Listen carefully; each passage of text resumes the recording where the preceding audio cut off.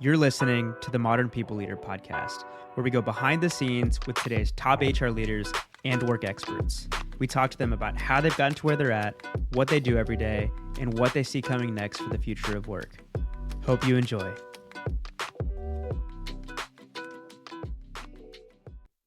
Welcome back, Crystal. It's been a lot longer than I would have guessed. We were just right before we hit record for this conversation, we were debating, we were trying to figure out how long it's been, and it's been a while, surprisingly. Yeah, well, I appreciate the opportunity to come back, and I can't believe it's been, almost 2 years maybe, but glad to be back. Yeah, Stephen, you were saying it was episode 117? Episode 117, and what are we at now? Daniel, what's our latest count? Oh, I think this will probably be like episode 215 or 216. That's so almost 100 episodes later. So yeah, almost 100. Look at that. That's pretty incredible. You guys have been busy, huh? We have been busy. We have been, but we know you have as well, which is why we asked you to come join us again. And we're super excited to talk about what you're up to now. But as you know, we have a few traditions on the show. Most are the same. Some of them have slightly changed, but first up is good news stories. Same old good news stories. We share a work or a personal story that we would like to kick things off with, and we prefer for our guests to go first. So awesome. Well, lesson learned. I still get teased to this day about my good news story I shared with you all the last time. It was about me dancing solo at a work recording. But anyways, this time it's different. It's actually I have a personal one. So I have 2 kiddos, but my 8-year-old daughter, her name's Emery, and I'm not a soccer mom these days. I'm a ski mom because we live in Colorado, and so we're taking advantage of the mountains in the winter here. And so a few weeks ago, both my kiddos started ski school, but it's like an extended 10-week club of sorts. Anyways, her first session a few weeks ago was really humbling, to say the least. She was like back of the pack. Her teacher was very no nonsense, pushing her really hard. And she even mentioned that my daughter might have to move down a level if she couldn't kind of hang with the rest of the kids. So you can imagine we were pretty upset after our first, week or two at ski school. But true to Emery's nature, as she dug really deep. She's got this incredible grit that makes me really proud as a mom and a fearless attitude. But so fast forward to this weekend, we have ski school every Saturday. And not only has she improved so much, but her teacher is now her biggest cheerleader. When I picked her up at the bottom of the hill, she said that Emery is now leading the pack. And for me, it was just such a proud mom moment. And she's and I would never want her to leave this group because she's has the best attitude. And what's more important than even being a great skier is having that great attitude. So it's more of a brag moment on my own child, but I was really happy for her and proud, as I mentioned. Oh my gosh. First of all, that totally resonates with me. I have 2 daughters, a little older now. They're 14, about to turn 15 and 13, which is insane. But I remember 8 years old, like it was yesterday. The second thing I will say is you were doing your kids, your daughter. I don't know if you have if there are siblings that are also in ski school, but certainly for Emery, you're doing a huge service for her by putting her in a ski school. My partner, Sarah, is an expert skier. She is literally one of those people that will go straight, doesn't matter where, she'll go to the summit and she'll bomb it, and you're watching and you're like, oh my God, look at her. Look at that skiing. That's different. And she was in ski school also. I hope so. Skiing. We have a 6-year-old son, and he's in ski school as well. But yeah, no, my husband's a phenomenal skier. My 2 kids are almost ready to surpass me. So I always I called my mom recently. I was like, why didn't you and Dad put me in ski school? She's like, because you threw a fit and didn't want to. So don't try to blame us. It was on you. But that's one of my biggest regrets is that I wish I would have learned to ski when I was younger. So I'd be much better now. But yeah, it is what it is. The kids will have a different past. Both Daniel and I'll let him tell his ski story so in a second here, but really quickly I'll go next. So my good news story, I'm going to go work, and our sales engine has been firing on all cylinders, and I do not like to publicly, I play a lot of tennis, and one of the things in tennis is if you say oh, I'm really good at blah, blah, blah, you jinx yourself and you're no longer good at whatever. So I was hesitant to even mention this, but this is the fourth revenue engine that I've built as an entrepreneur, and they were all super hard. I have so much respect. Sales is completely sold short, pun intended, on as kind of a profession and as a kind of domain expertise, but it is so hard. And all four have been different. And the one thing that does feel the same is that feeling of momentum, and when the sales engine is starting to click in the surge of calls and then the surge of contracts, and then it's just, so it's like a scary thing, but it's also exhilarating. It's hard to describe, a lot of feels, but I will say it's great news for us because we made a lot of changes in November, and it was kind of quiet December, kind of quiet, at the very beginning of the year. But man, things are really clicking now. So that's my good news. That is good news. I'm happy for you. It's exciting.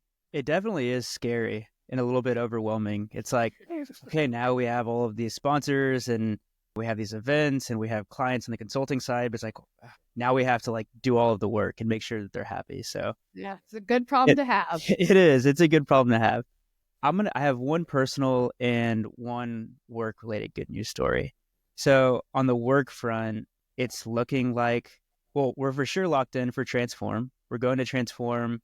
I think it's like March 17th. I don't know the exact date, but there's a 50 to 60% chance that we're going to do this fun little side event with one of our partners, and it'll be on one of the nights. So I'm guessing we'll probably like rent out a bar or a restaurant, but yeah, we'll have an official happy hour dinner out. I don't know what exactly we're doing, and that feels like a big moment for us because we've always gone to Transform and gone to others' happy hours or events. And so it'll feel a little bit more official this year in Vegas. And yeah, I'm really excited about that. And I guess on that note, I should mention that we do have a discount code. So I'll put that in the show notes for listeners. So that's the work-related good news story. On the personal front, I'm going to be in Oaxaca this weekend, and I've never been there. I honestly have no idea what to expect. Apparently, it's similar to a San Miguel feel, but it's surrounded by mountains. So should be fun. It's for a wedding. It's for one of my wife's best friends from growing up. And every time this group gets together, it's a blast. So I'm really looking forward to that. That'll be awesome. I heard it's a foodie destination. So if you're into food, I heard the restaurants and the food scene. I've not been myself, but should be pretty fabulous. I've heard they're known for their mole. Oh, very cool. The more that I think about it, the more I realize that for AI to actually be useful, almost all of work needs to happen digitally. And I actually had this realization when we were grabbing coffee with Annie Dean, who is the VP of Team Anywhere at Atlassian. We were talking about RTO mandates, how companies are pushing for people to come back into the office, but at the same time, they want to adopt AI and they want to work more efficiently, but these two things don't really go together. She pointed out that AI is only as good as the information that it has access to. So if your team's knowledge is scattered across random email threads, sticky notes, and conversations that never get documented, AI can't help. But when everything lives digitally, like within a tool like Confluence, AI can really become a game changer. And that's exactly what Atlassian's new free guide to AI-powered knowledge management is all about. It breaks down how AI can help teams organize, share, and find information effortlessly. This guide lays out real ways that AI can make work faster, easier, and more connected. So if you want to grab a free copy, just click the link in the show notes. Crystal, I feel like a lot has happened over the last couple of years. Last time we had you on, you were at Vimeo, which I hope I'm saying right. I think I used to say like Vimeo. And, now you're at Sprout Social. So catch us up on what's happened since we last spoke. Yeah. So I think I ended up joining Sprout Social as their chief people officer back in March of 2025 or 2024. So just coming up on my 1-year anniversary at Sprout Social, which is pretty incredible. It's been great. Like it's an incredible place. So Sprout Social, like Vimeo, is a public company. We're about 1,400 global employees. And it's just I was really drawn to the culture, the people, the product. We've won kind of every G2 award, I think, imaginable from a product perspective. So just a really great company, really great culture. And, as we're going to chat about today, I'm getting to do some pretty incredible work there in the HR space. And I'm familiar with Sprout Social, but I'm guessing our audience, many of our audience or listeners don't know what you all do. And so if you could, what is like the 30-second commercial on your core business, like what your main product is? Yeah, well, it's in the social media space. So given, all we're hearing about TikTok these days and whatnot, incredibly relevant. So I'd best define Sprout Social as kind of just an all-in-one social media management platform, kind of a mouthful there, but essentially a platform that simplifies everything about managing social media for businesses. So you can do anything like as a social media person, from scheduling and publishing posts to engaging with your audience, tracking performance. It's all in one platform. It helps teams stay organized, collaborate better, keep up with the trends so they can grow their social presence and connect with their customers in a really efficient way. So a great platform that kind of brings all social media together in one spot for management. Love it. We might need to get back on that, Stephen. I don't know if you remember this, but Workify days, we used to use Sprout Social. I do remember. Did you? Yeah. Definitely need to get back. Yeah, this is like 7 years ago. So I'm sure the platform's evolved a lot since then. But yeah, I remember being in there quite a bit. Yeah, it has. So there's lots that we could show you. Yeah. Okay, so today we want to talk about this idea of people debt. I think we've maybe referenced it a couple of times in the show, but this is in the context of something that you said when we last caught up. You said something to the effect of being a CPO and having a team that really wants to innovate. It feels like there's this constant tension where you're having to do like the meat and potatoes, like the basics, and make the basics better, but you're also wanting to innovate.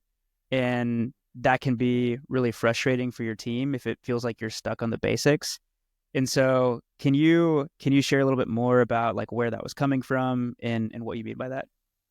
Yeah, it's interesting because I think almost every place I've ever worked and, being in the people space for so long, it is interesting in how much you come back to having to fix something that I would say is quote unquote the basics, right? And I think over time you start to want to work on new things and innovative things.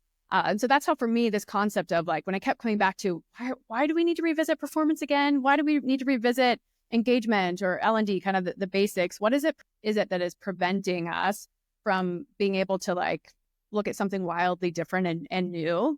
And for me, the concept of people debt came up. And so when I think about and talk about people debt, it's really about those gaps or inefficiencies and how we manage and how we develop and how we invest in people that quietly like pile up over time, right? It's like tech debt, which we've all heard more about, but it's, those quick fixes or short-term decisions that eventually can slow you down. So like one of the ways I think about it right now, like, trust me, I'm impatient. Like I'm ready to like move and do bold, different, innovative work. I'm all on that agility bandwagon of like, we need folks and team members who can kind of solve any problem, jump in wherever is needed. This idea of really like structured, siloed roles in HR is no longer. We need these like agile pool of like HR consultants, right? I'm really bought into this idea and concept. But in the reality, if you rush too quickly to promote this agility mindset and whatnot, and you skip actually defining roles a little bit more clearly, it's going to come back and bite you, because it's tough to be agile when you actually don't know what success looks like for your role or where your responsibilities start and where they end.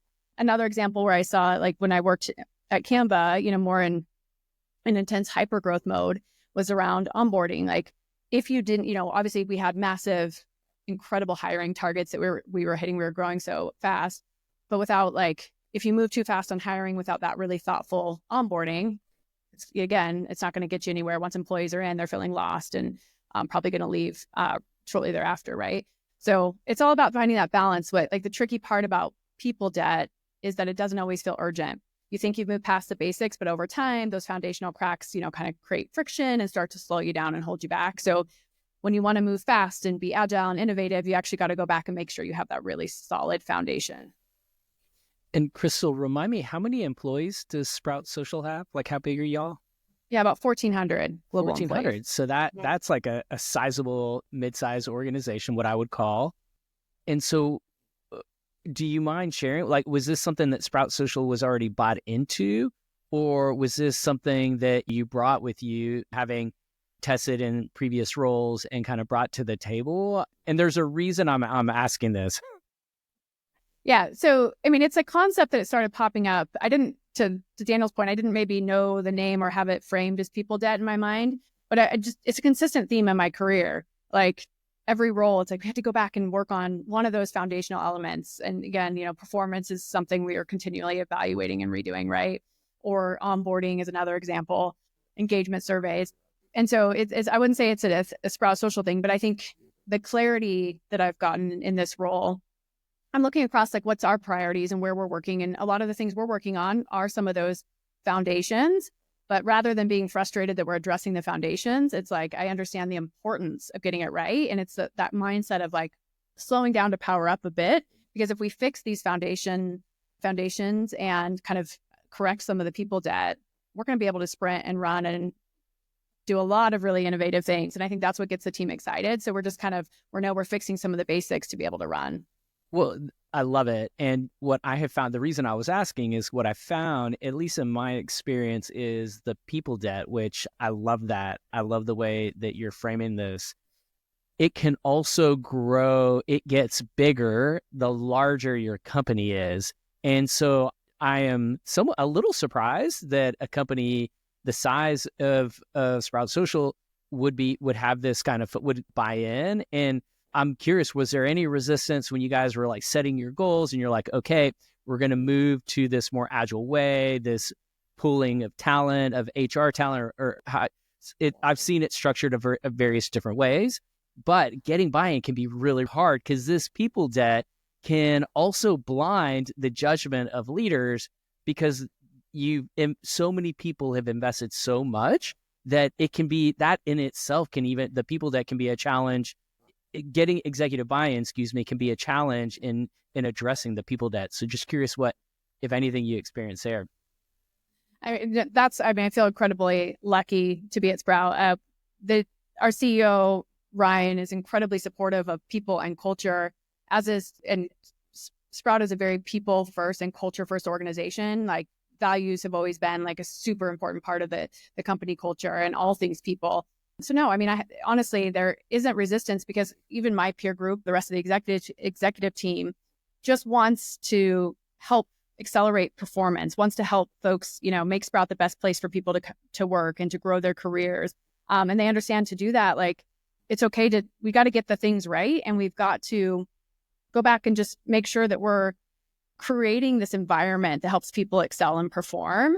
And so they're game for whatever that may be to go do it. So that's what I love is like we have a lot of creative freedom and support and buy-in, and folks just, again, want what's best for our employees and then what's going to drive the greatest amount of impact and value to the business. So they're like, have at it, whatever it may be, right?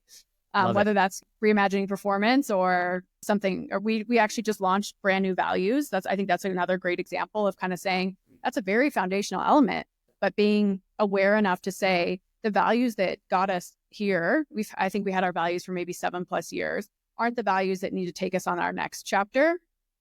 And so, that was an awesome undertaking over the last 6 months just to put out new values and kind of bring the organization along to help us define what those should be to get us through that next chapter of growth, right? So it sounds like you built rapport and trust with Ryan. This is something, values and culture and all things people, something that is, front of mind for Ryan. You walk him through how you may be able to approach HR in a different way. Sounds like he's bought in. He's like, yep, like whatever it takes. Like this is the journey that you're going to lead us down. So where did you go from there? Like, what are the next steps? Because I do want to hear about the details, but there's so many people that struggle with this kind of transformation of their people team. So I'm just honing in because I think this is really important, how you get buy-in. And then not only that, but then how do you start mobilizing the troops? And so I'm just curious, like, what were the next set of actions that you and your HR leadership team had? One that, there's, as you mentioned, there's an amount of buy-in that needs to happen within the people team, right? Too, you need folks that are like, I am game for this challenge. I am up for it. I understand that it's not going to be the easiest path, but I see how transformative that we could be and what's the kind of the different mindsets that are needed within the people team. So there was a lot of buy-in and storytelling and clarity of me articulating the vision I had for the team internally as well, right? So I needed my team and the right people with the right mindsets and skills to be on board, right? Because I'm asking them to kind of think really differently and work differently. So I think that was an important part of it, is the people team buy-in as well. And making sure I had a team that when I turned around, they were behind me wanting to charge up this hill with me. Yeah, I think from like the broader sense of a buy-in, I think one thing we do really well at Sprout is we bring our employees along, right? So we're on a journey for transparency, but we're also on a journey of like, we really appreciate our employee feedback. The employees are our customers, quote unquote, from an HR perspective. So we shouldn't be doing anything unless we deeply understand what problem we're solving for them, what their needs are, and how we're going to drive business value and impact. So we do, a lot of surveys, focus groups, gathering employee feedback and insights around things that are important for them. Where do they see value? So I'd say employee buy-in is also important, that you're getting everyone else kind of bought in and sharing our vision. Like we invite all of our employees to our people team kickoffs and broadly share the work that we're doing in our roadmap and strategy. So we want them to feel like their voices are incorporated and feedback are incorporated in our work. So I'd say, it was the CEO buy-in, it was my own team buy-in, and then it's the broader employee base buy-in are all really important. And then I think, some of the tougher critics in an organization can be the rest of the executive group or my peer group. But again, that I was lucky as it wasn't the case here, but I would say what I've seen serve well in that case is just leading with data. Because when you talk about going to your CTO, your head of engineering, your head of product, finance, revenue, whatever, they lead with numbers. And HR historically isn't often the best team at always coming forward with data. So my personal journey is, how do I get my team really to be data driven and leading with data insights? I think that always helps when you're like, here's what we want to do, and here's the data that we have to back it up, either why it's going to work, the expected outcomes, or to also share why what we're currently doing isn't working, right? So I think that data piece is super important. And so you may have just answered, I guess, where I was going to go next, but I often think back to this episode that we did with somebody named Christy Lilas, I can't remember how to say it. She's the VP of DEIB at GoDaddy.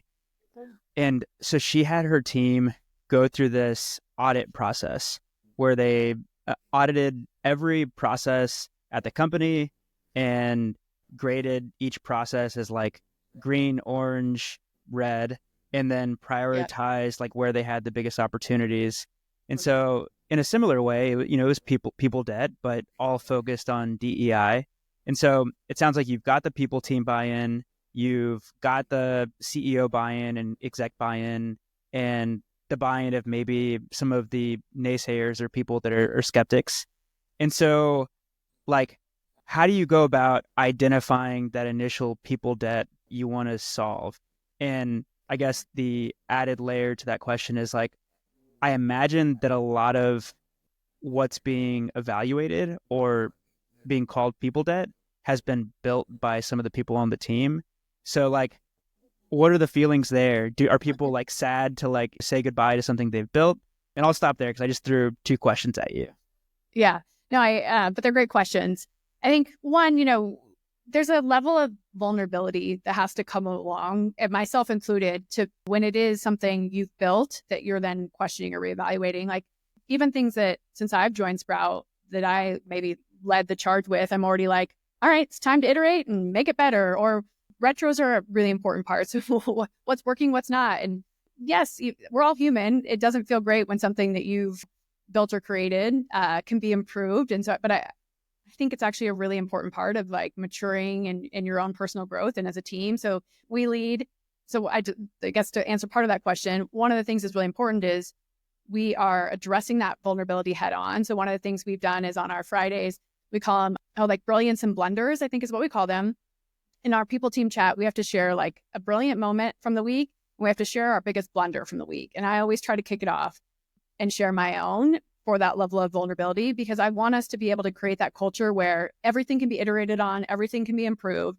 And it starts with feeling safe enough to be like, I didn't quite nail that one, or I had a failure and here's what I learned from it. So I think that mindset is sort of an overarching important thing and theme with that. The second part of your question was what around how, can you remind me what the question was? How did you know where to start? Like I'm guessing there's a lot that you could consider people debt. Yeah. Like, how do you prioritize? Right. I loved your example of what the person in the DEI space did. I think that's a really great exercise. We did a similar exercise not too long after I started. We get the entire people team together a couple times a year. And one of our first times coming together, we did an exercise around, I can't remember exactly how we phrased it, but basically it's like, what's going really well in your world? What's an area where you're unsure if it's in your world or not? And, you're kind of, it's a blocker or you're confused. And then what's something that you think we should fix immediately? We did that exercise with the entire people team in groups based on our teams. And what came out of that was super insightful. There was a lot more people debt that came out of that, like confusion over process ownership, confusion over things that, I would have assumed had we not asked were like well-defined, well understood, which wasn't the case. So that's an example of an exercise where a lot of our people debt kind of came out of that. And then we did similar, not as structured, but similar conversations out in the business with like, from a people perspective, when you look at our products and our programs, what's working, what's not, you better believe we got a ton of feedback that, don't love the performance review process, takes a lot of time, don't feel like it's objective enough, don't feel like it helps me really perform any better. Same thing with our engagement survey. So yeah, that's a long way to say, continue to ask employees and get their feedback. And then we looking at our, business metrics are also a good indicator for us. We definitely had some people debt somewhere in engagement, our engagement scores have been declining year over year, like, a majority of the tech industry, I think. But those were some things where we're like, okay, that's a sign that there's an underlying symptom somewhere out there that we need to go look at. Turnover data is another one that could be an indicator, right, of people debt. Love it. I think all of those are all great kind of signals. I've heard of even companies using engagement survey data itself. So like, or somehow like aggregating performance feedback and finding kind of high level trends, like things that are people are too many meetings, right? Or things that trends that are being said at scale. So I love the data-driven element of everything we've heard so far. But let's focus on engagement. That's now come up a couple times. It's one of the examples you mentioned. It's a factor that I think 10 years ago we wouldn't have really looked at, but it was a really big thing the last decade. And, it feels like one of those things that some companies were really able to get that people process to work super well. Others, it's been a struggle. And a lot of companies have like abandoned it altogether, which I don't think is the right move. So I'm just curious, what is the backstory and kind of where are you guys going on the engagement side? We've spent years talking with HR leaders, and one common theme that keeps coming up over and over again is our HR tech stack isn't actually making work easier. And if it is, it still feels like people are drowning in manual processes, disconnected systems, and not enough time for the actual work that really matters. And that's why we're really excited to announce that we're hosting a live session or webinar, whatever you want to call it, with ChartHop CEO Ian White on February 27th.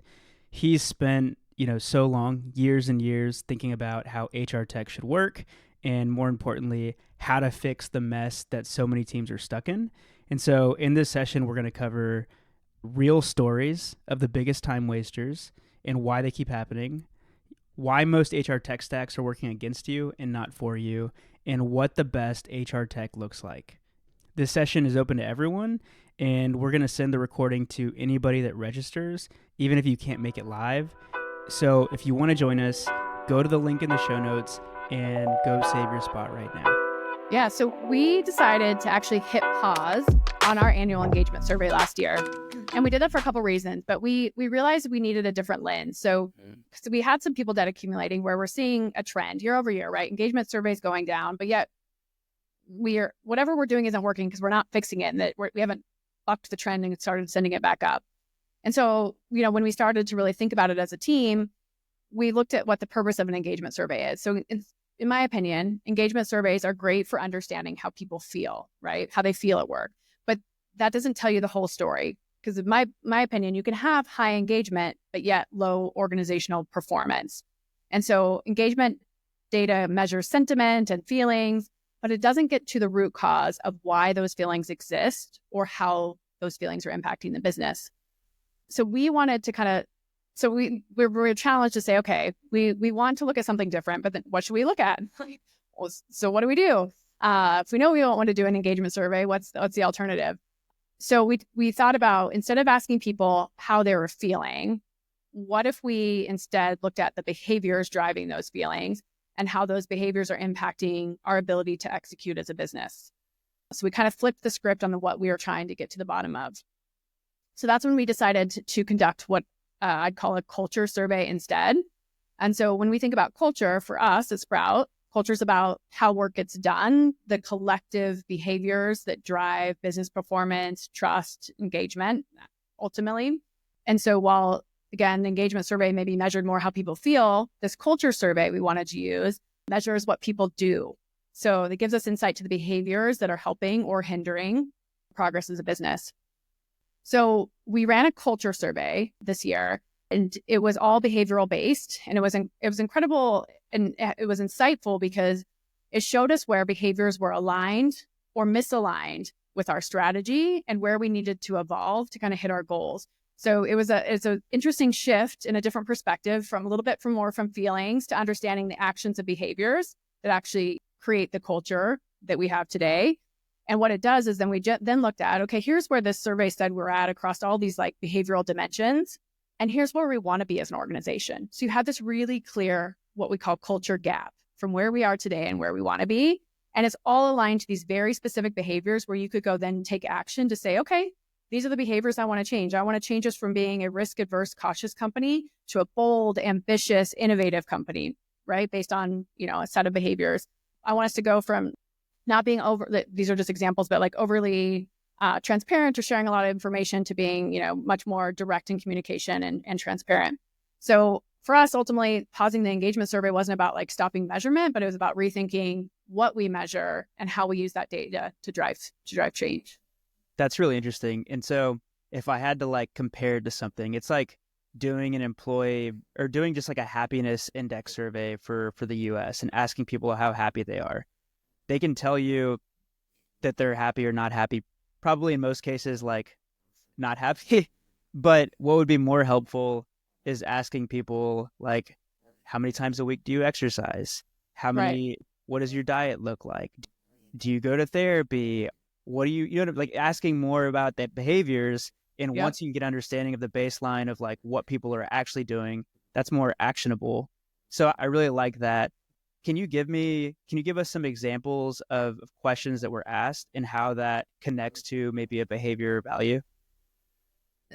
Well, it's been a while. We ran it back in August, but it was, we used a platform called Culture 15. And so they're kind of proprietary questions. But what it was anchored in was these 15 kind of attributes, and then they all behave like envision like a spectrum. At one end was a behavior such as like you're overly cautious, and one was like you're bold, ambitious, and innovative. So I asked a series of a few questions for every spectrum of behaviors about what was, and the way the questions were asked, I think, is the more impactful piece, because they asked like, how do these behaviors show up in your day-to-day and your team and your experience at Sprout, which is powerful. Because then, what we did see was some variation depending on what region you worked in, what team you were on, what department, perhaps. But then from that, you still saw, you could gather some organizational-wide themes as well. So I loved it because it was about, they were framed in the way of like you answering it as, this is what I experience in my day-to-day. This is how these behaviors show up. So then with the result, it was really helpful for us as an organization to say, okay, this is how our employees are interact. Like these is how the behaviors are showing up, and this is how it's influencing their day-to-day. And we know that employees are saying, like an example would be that their perception is that Sprout is fairly risk adverse, that, we have an opportunity to kind of embrace failure a little bit more. So then we can go out and say, okay, here's specifically the things in the experiences we want to create for our employees that drive innovation, that create a sense of psychological safety so they can fail fast and learn from those mistakes. So it just gave us a really clear kind of action plan, if you will. And we prioritized the areas that we thought were most important to create the culture that we want here at Sprout. So I'm going to re-summarize just to make sure that like I'm understanding, but also to kind of help our audience walk through kind of a plan of sorts.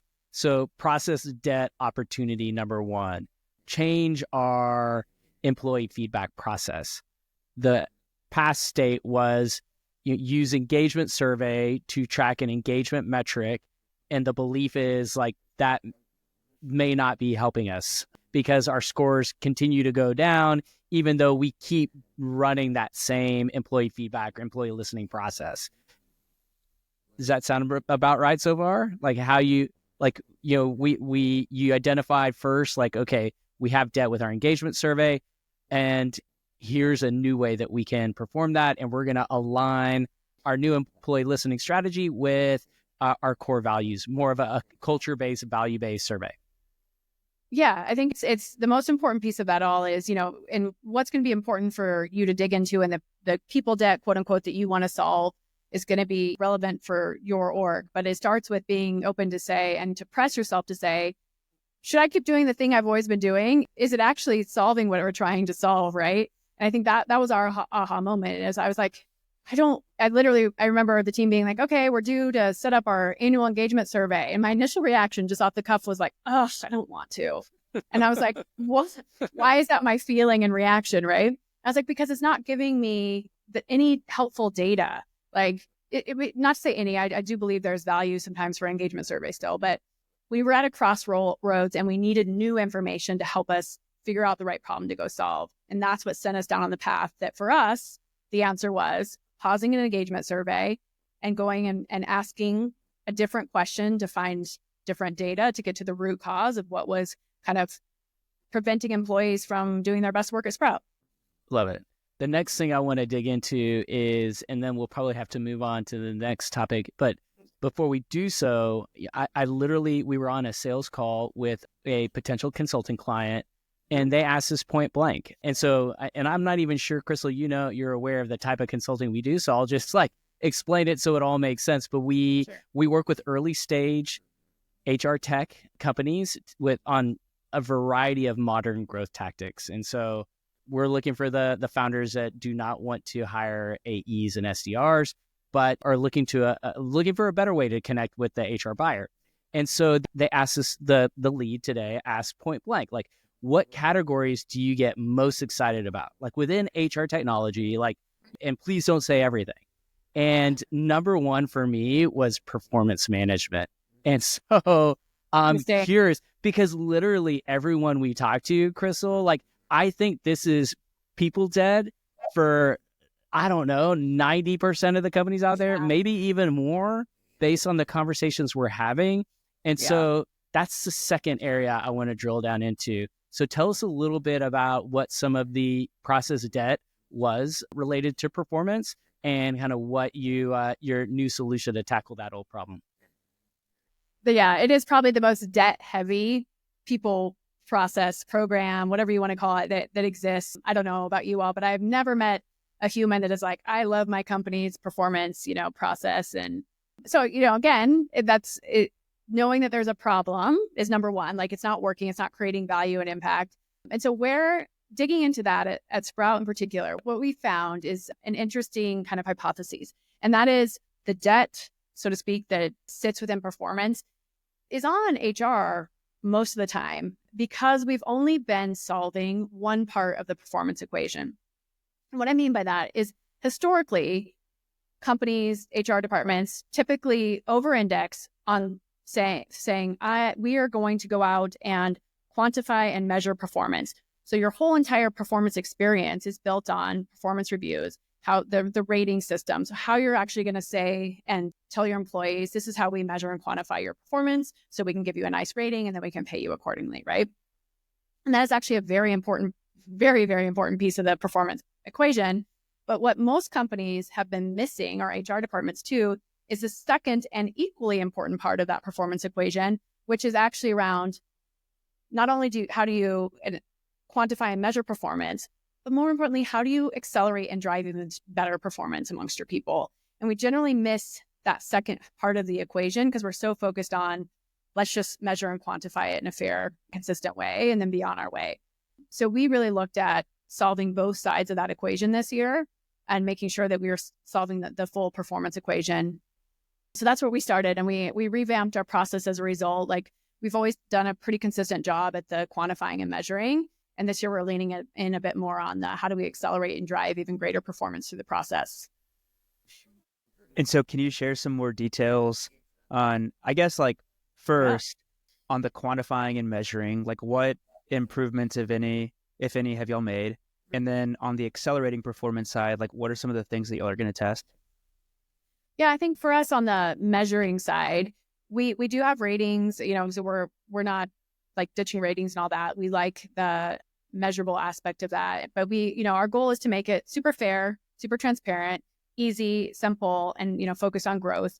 And so the main change we did this year on the measurement side was that we tried to give our process a bit more, I'm trying to think the best way to articulate that, a more actionable, or give our managers and even employees that are doing their self-reviews a more actionable view of performance.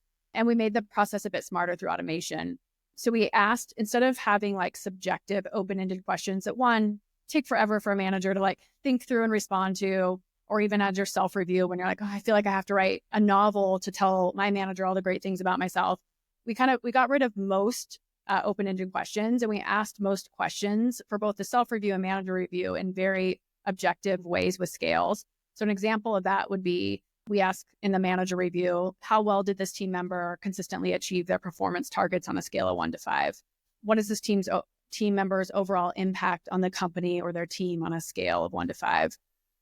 If this team member told you today that they were leaving, would you fight to keep them on a scale of 1 to 5? And then one of the most like pointed questions we actually ask is this team member has a performance problem with either results or behaviors that I need to address immediately. And, we're asking them to flag that. And then what's interesting is to simplify that. So it's more of these objective rating scale based questions, but we also added auto calculation and recommended ratings based on how managers answer those questions. So I like that a lot in terms of taking the work out of the manager's hand and helping them really think objectively and take away any bias, answer their questions, and then we auto calculate and say, based on how you answered these rating scales, here's your recommended rating for the employee.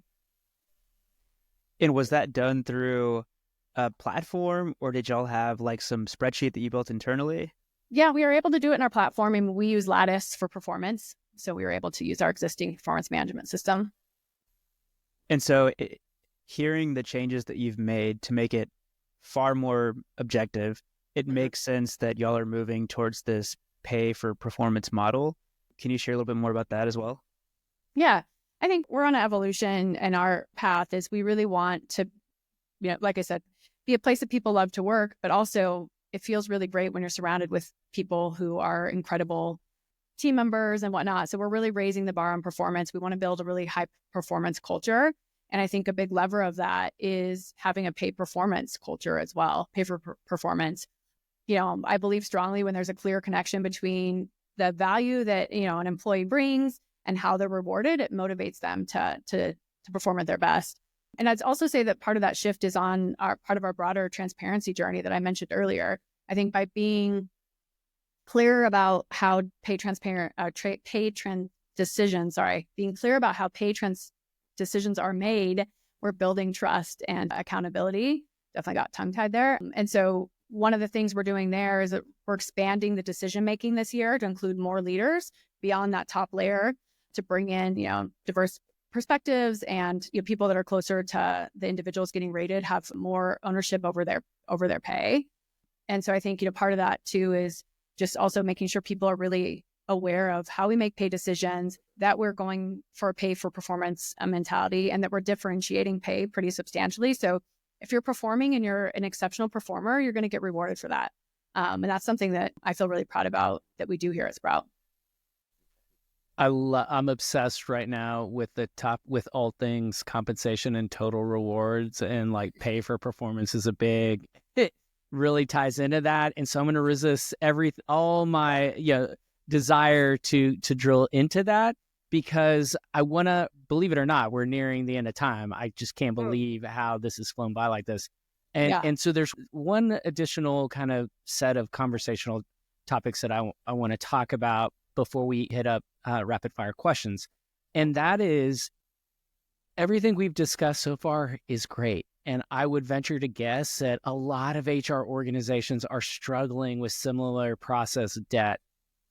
But to a certain extent, and this is new terminology with me, because again, I loved how you framed this, but when we're talking about process or people debt, the examples that we've talked about have all been people processes.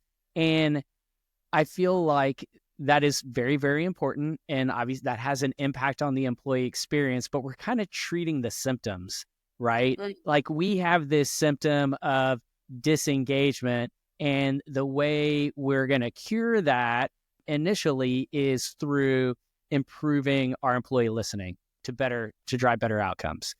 But for me, there's like, if you really want to get the core to the issues, and if you really want to eradicate the organization of your people debt, you got to look at org design, and you got to just design it better. Yeah. You got to think, For sure. push yourself, not only HR, possibly the entire company, but we don't always have that remit. And so, but certainly within the people team, if you're looking to really transform and make a bigger impact, you got to treat the core. And so you've mentioned your view on people ops as a product, or Agile HR, whatever you want to call this more modern way of working, managing your HR team. And I believe you started toying with this at your time at Canva. And so I'm curious from what your thoughts are on this kind of treating the core versus the core issue versus the symptoms, and how your views on people ops as a product have evolved from your time at Canva to today. Yeah, that's a great question. And no, you're spot on with the org design. Like more broadly in an organization, I do see org design as one of the single biggest contributors to people debt, right? And so I think that's probably a whole other episode that we could go into a lot of detail about that. But what's in our control is I do believe the organizational design of a people team needs to shift in order to deliver different work and find different outcomes and solve the right problems. So I like the concept still broadly of viewing a people team like a product team, just because I think it starts to put people team members in the right mindset to think about, okay, I'm delivering products to my customers, aka our employees. So go through that process of like, okay, how do I deeply know what my customers need and want in order to go build the right product? And if I put the rigor and thought into the product where it has exceptional user interface and design and all the things that like a really good product manager and designer would do, like that mindset I still think is super relevant. Where my thinking has maybe evolved a bit is I think it needs to go beyond that. Like that starts to shift a mindset. And I like the thinking behind being kind of a product organization. But more importantly, it's about the mindset and behaviors that we need to have as a people team to be able to deliver the work. Like things that come to mind are resilience, a level of agility and an openness to change, an ability to say the thing and not get stuck in the status quo as many HR folks tend to do.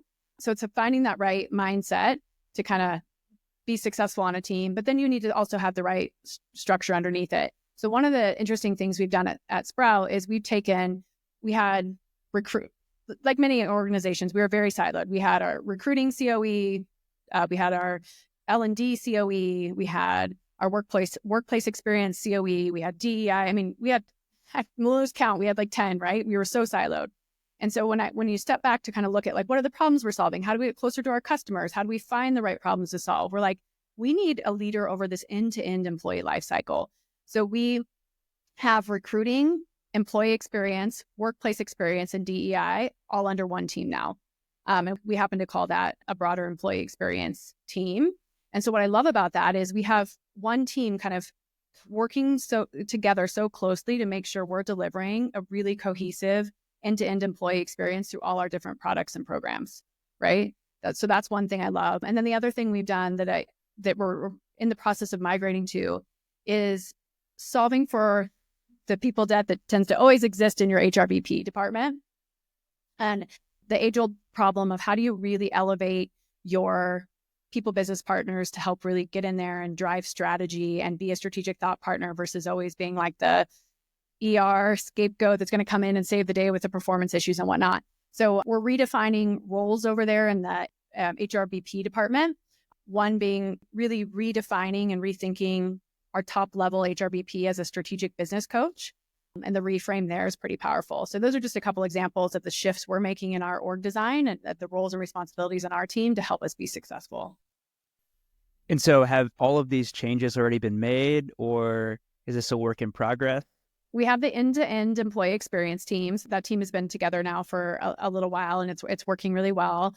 There's always bumps when you have that level of change, but we're seeing a level of collaboration that didn't exist when they were all separate siloed teams. And and to call out the DEI piece in particular, what I love there is basically it takes ownership of DEI being this standalone function where it's constantly trying to be reminded of don't forget to put DEI in this program or product, or now it's part of that process, that's part of that team that's building everything from recruiting to onboarding to all development to performance. And so now it's just they constantly have a voice in that. So you see DEI being more effectively embedded in everything. So yeah, that's going really well. And then I'd say we're earlier on our journey with the HRBP moves, but the buy-in from that team and the excitement over the thought of what strategic business coaches could look like, folks are definitely excited about that one. And so I'm envisioning there being pods, maybe one pod is super focused on onboarding. And so is that sort of how it works? I'm just trying to picture what this looks like day to day and why there's way more collaboration than before. Yeah. So one of our concept pods is actually a great idea. I might steal that one. I don't know why that's such a simple name, but I don't know why we didn't come up with that. But we call them squads. And so basically what we do is we sit and, as we go through our strategic planning, we're an OKR company, so we have OKRs. But what we do is we form cross-functional, cross-team squads to tackle our most important OKRs. So you'll see multiple team members, and it is kind of we pull from employee experience teams, we pull from total rewards, we might pull from recruiting, we might pull from wherever, but we create these cross-team OKR squads that go and do the work together. So we kind of force that collaboration because we handpick, we need representation from ops, HRBPs, and 2 or 3 folks from the employee experience team to run this OKR to make sure, we've got the end-to-end life cycle covered. So yeah, we use this concept of squads and it's working well. Well, this is the two HR topics that I'm most obsessed about because in the beginning of 2024, so I sold my startup, my engagement survey startup, which is why I was asking about engagement. I sold that in 2023, and then 2024, I thought I was going to do HR consulting. And so I'm a big fan of the book Built for People, in the spirit of full transparency. Jessie Zvon is a friend of ours and been on the show. And so I think we interviewed her, and I didn't read the book for about a year after. Then I finally read the book and I'm like, wow, I've heard of Agile HR, but I've never seen anyone frame it this way before. And so I thought I was going to do, in 2024, do HR consulting. And I went through the Built for People. There was a cohort at the time, and I left the cohort even more excited about it. Unfortunately, no one wanted to buy HR consulting from me, so I never got to put it all to practice. But I love the concept, and I'm particularly fascinated by the companies that have put this into practice, particularly the larger organizations, because I do think this is the trend. But circling back to my point earlier, as you get larger as an organization, it gets harder to work through this people debt. Just like as your tech infrastructure gets bigger for a product company, your tech debt gets bigger, right? So all that to say, thank you for sharing so many very specific details that I know are huge question marks for our listeners out there. But we now have to go into rapid fire questions. Right. It's that time. So the questions have changed a little bit for sure since 100 episodes ago, but it's the same process. You ready for this? All right, let's do it. First question. What's one piece of advice you'd give someone starting in HR today? All right. Learn the business first and foremost, not just HR. I think the more that you understand how the company makes money, what its challenges are, what what its goals are, the better you'll be at your job in HR, because HR is not a back office function, as it's sometimes affectionately called. It's a business driver. Boom. Next question. If your team gave you a superpower nickname, what would it be and why? Oh, and that's probably a good one for them. But what I can think of is at our team meeting at the end of the year, we each picked a word for 2025. My word for 2025 was amplify. So I'd hope maybe they'd build on that and call me the amplifier or something. Doesn't that have a little ring to it?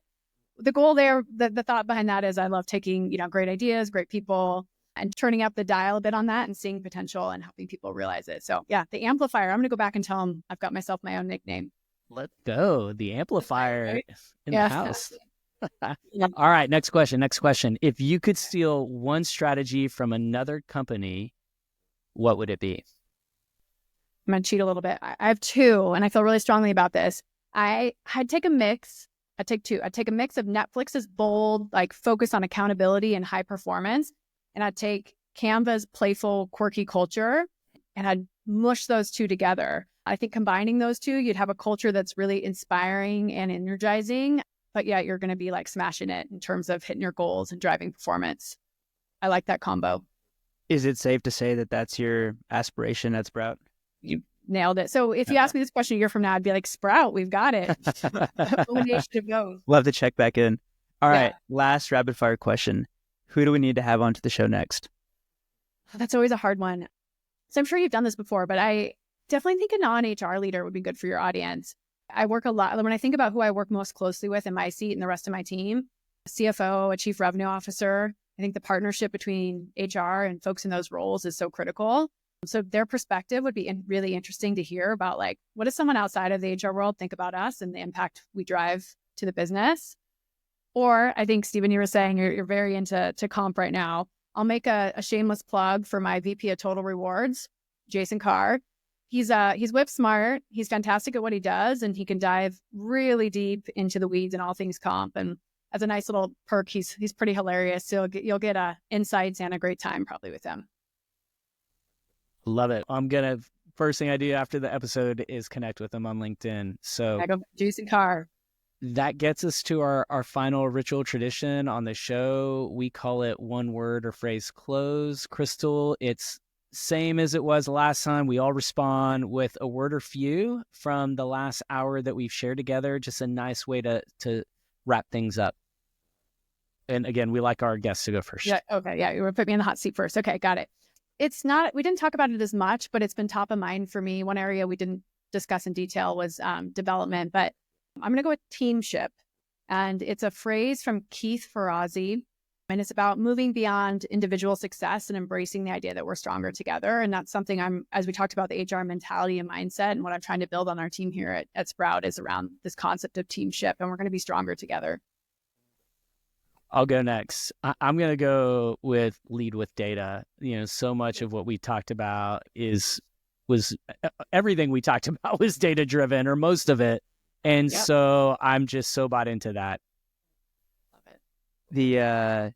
The marketer in me is jumping up and down right now because that was 10 out of 10. And that's my one word, one phrase close. 10 out of 10. You nailed it. We've been trying to be a little bit better about providing guidance to our guests around what makes a good episode.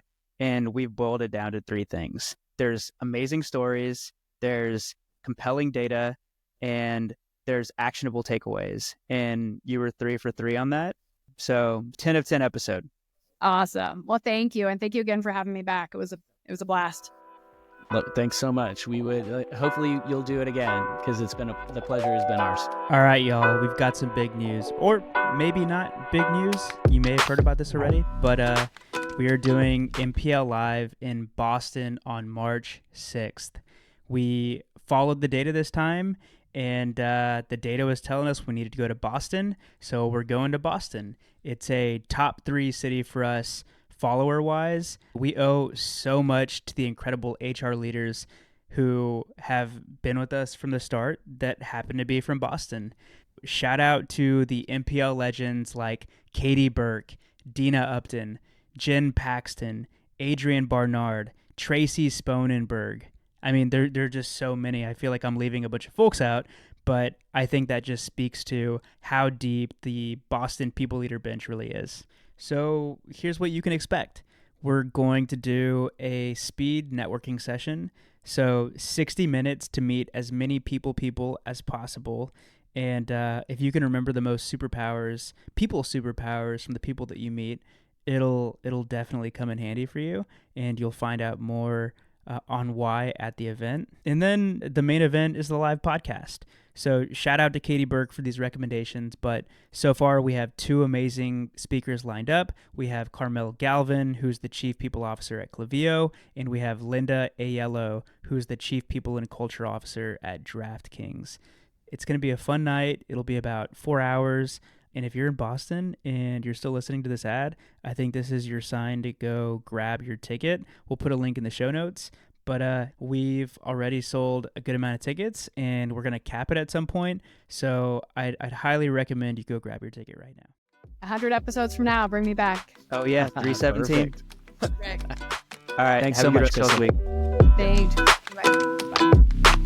Thanks for tuning in to another episode of The Modern People Leader. We really, really appreciate it. And if you enjoyed the show, please leave us a 5-star rating. It would mean the world to us. And connect with us on LinkedIn. We want to know what you think about the show, and you can find links to both of our profiles in the show notes. Thanks again for listening, and see you on the next episode.